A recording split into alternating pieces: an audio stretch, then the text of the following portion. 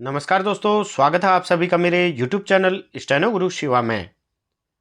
दोस्तों शुरू करते हैं आज की डिक्टेशन। गति लेखन अभ्यास संख्या 210। गति 80 शब्द प्रति मिनट। स्टार्ट। भूतकाल वास्तविकता के दायरे को पार करके एक अलग आयाम में पहुंच चुका है, जबकि भविष्य अभी वास्तविकता में परिणत ही नहीं हुआ है। इसलिए भूतकाल और भविष्य से बंधे रहकर वर्तमान की सुंदरता को भूल जाना कहीं न कहीं हमारे अविवेक और अदूरदर्शिता को ही दर्शाता है।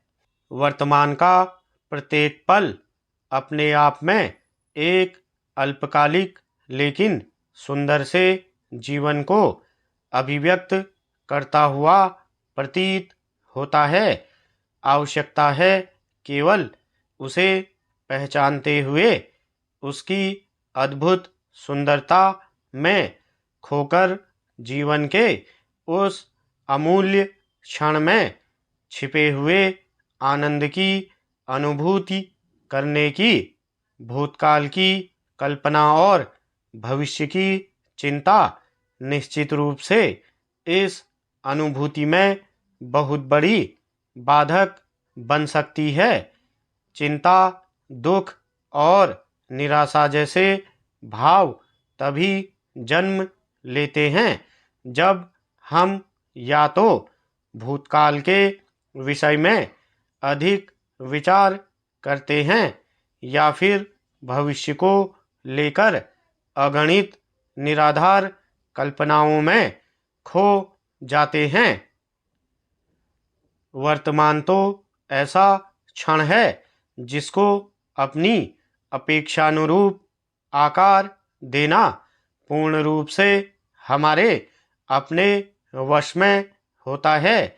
जरा अपने विवेक और दूरदर्शिता के साथ इस तथ्य के विषय में विचार करें कि जो हमारे विचारों, बुद्धिमत्ता एवं क्षमताओं के दायरे से बाहर है, उसके पीछे अपने अमूल्य समय को बर्बाद करके हमें क्या हासिल होने वाला है।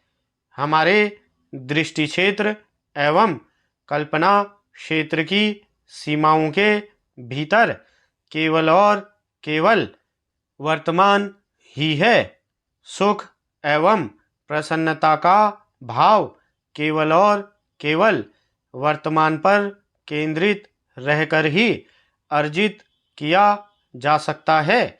भविष्य को लेकर योजना बनाना तो सर्वथा उचित है, किंतु यह मान लेना कि भविष्य हमारे विचारों के अनुरूप ही आकार ग्रहण करेगा बेवकूफ़ी है।